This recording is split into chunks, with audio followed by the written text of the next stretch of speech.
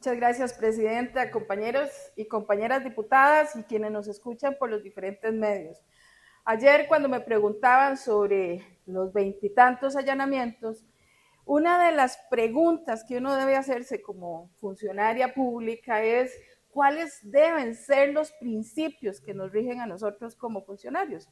Y debemos entender que por eso es que nos van a juzgar.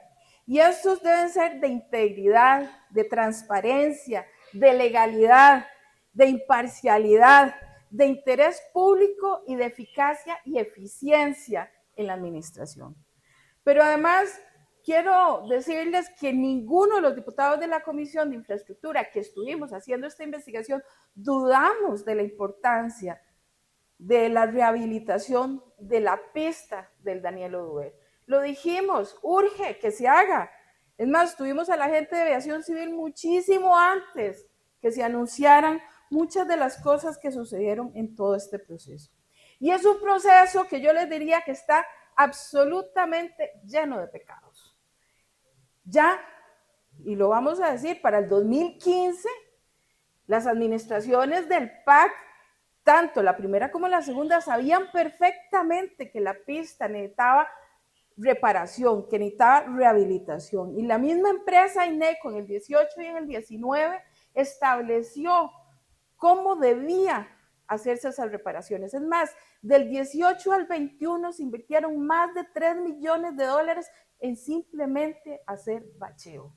Ese es el primer pecado. No se hizo en los gobiernos anteriores lo que debía haberse hecho para garantizar la pista del Daniel Oduber. Y después, cuando empezó este gobierno, óigame, el exministro del MOB llegó a decirnos, Luis Amador, que él se dio cuenta hasta que IATA dijo que iban a tener problemas para aterrizar aviones en el Daniel Oduber, pero no es cierto. El 4 de mayo, en la primera sesión del CETAC que él presidía, la aviación civil les dijo abiertamente que ellos estaban muy preocupados por la situación de la pista del Daniel Oduber. Y quiero que veamos un primer video para ver qué dijo este gobierno con relación a la pista del Daniel Oduber. Es que tanto el ICT como el MOB rasparon el fondo de la olla con los aspectos para encontrar esta plata y poder hacer una inversión que es sumamente grande. ¿Cuántos? 140 millones de dólares. Alrededor de 105 millones de dólares. Que dice, yo le hago el peso, porque la última vez me han dicho que los estimados eran 140. Como todo, buscamos el precio a la baja, señor presidente, así serán las situaciones de ahora en adelante. Bueno, entonces lo felicito, ya nos economizamos 35 millones.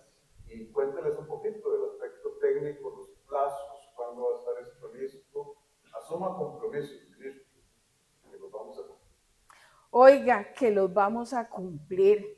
110 millones de dólares ofrecieron en enero del 2023, no solamente para reparar la pista, sino para hacerla más grande y más eficiente y estar nosotros orgullosos de la pista.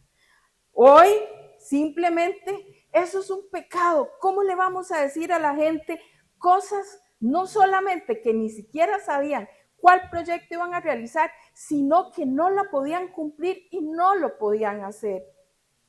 Luego, para junio del 2023, ya que en julio del 2022 se había hecho el decreto de emergencia, se amplía el decreto de emergencia para incluir el cantón de Liberia dentro del decreto de emergencia por todo lo que había hecho la tormenta Bonnie. Pero ¿qué resulta aquí? Aquí estuvo Fernando Naranjo en la comisión de Guanacaste. ¿Y sabe qué les dijo? Que había un documento de 7 ingenieros de la División de Aeronáutica de Aviación Civil que habían dicho que no había relación entre la tormenta Bonnie y lo que había sucedido en la pista. Pero no solamente eso, ¿sabe qué nos dijo? Que se lo había dado a Luis Amador desde agosto del 2023 y que finalmente se hicieron como si eso no existiera. Pero además, lo más preocupante de todo el documento es que el informe que ellos habían elaborado diciendo que no había ese nexo, lo cambiaron, lo modificaron y con ese documento modificado y alterado fue que presentaron tanto el exministro Amador, como Fernando Naranjo, exdirector de Aviación Civil, fueron a la Comisión de Emergencia y dijeron, ampliemos el decreto. ¿Para qué? Para que pudiéramos construir y rehabilitar con fondos de la Comisión Nacional de Emergencia la pista del Daniel Uber. Imagínense que el decreto dijeron que hasta un puente se había caído y que esa era razón justa para poder ampliar el decreto de emergencia. Este es otro, para mí, gran pecado de este proceso. Alteraron documentos públicos, dijeron mentiras para poder hacer lo que les venía en gana. Y bueno, también les puedo decir que aquí en junio del 2024 estuvo el presidente ejecutivo de la Comisión Nacional de Emergencias, Alejandro Picado, y quiero que escuchen lo que nos dijo Alejandro Picado en la Comisión de Emergencias, de la Comisión de Infraestructura. La solicitud que nos hace el Ministerio de Obras Públicas y Transportes y la Dirección General de Aviación Civil le corresponde a la Comisión Nacional de Emergencias verificar justamente si existen informes de daños en el cantón de Liberia y si hubo afectación por precipitaciones. Esta ampliación que se solicita un año después, señora diputada, es imposible, porque ya había pasado un año, verificar entonces la parte técnica. Así que nosotros tuvimos y tenemos y estamos obligados a confiar en el informe que nos hacen los especialistas.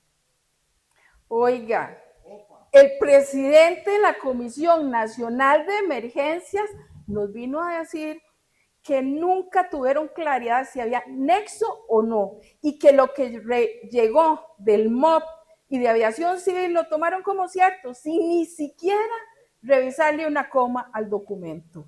Eso para mí es otro pecado. No puede ser posible que un funcionario público no revise los documentos y no asuma las consecuencias de las decisiones que toman, porque ampliar ese decreto de emergencia permitía que hiciéramos contratación por urgencia sin tanto requisito, sin tanto control. Para eso querían el decreto de emergencia.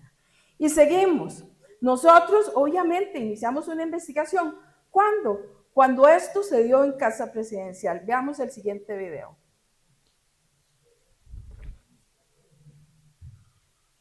Compatriotas, ustedes saben el compromiso inclaudicable, compromiso firme con la transparencia y la rendición de cuentas. Esa adjudicación le costó 2 millones de dólares más al pueblo de Costa Rica, porque los términos de referencia avalados por el MOP, el director de Aviación Civil, tienen indicios de que fueron diseñados para que ganara la empresa que terminó ganando. Transparencia y rendición de cuentas. Eso es lo que nos hace falta en este caso del aeropuerto Daniel Uber. Pero además, ¿cómo es posible que finalmente el presidente no saliera de ahí a la fiscalía a denunciar lo que él dijo que había sido un contrato hecho a la medida? Él dijo, no me consta que haya actos de corrupción, pero los voy a despedir porque sí creo que hicieron algo malo. ¿Qué importa? Transparencia, vaya y haga la denuncia para que finalmente esclarezcamos todos lo que sucedió en la pista y en esa contratación. Ese es otro pecado enorme, falta de transparencia y falta de rendición de cuentas. Y quiero que además oigamos lo que nos vino a decir el exministro Amador en la Comisión de Infraestructura. Aproximadamente en diciembre del 2023, percibí por parte del presidente Rodrigo Chávez una presión impropia para buscar que de alguna forma el arreglo de la pista del aeropuerto de Liberia se le adjudicara a la empresa Pedregal y no a México. En este sentido, para esas fechas, yo recibí varias llamadas grupales del presidente en las que también estaban incluidos Alejandro Picado y Eduardo Mora. Gracias, señora diputada. Aproximadamente,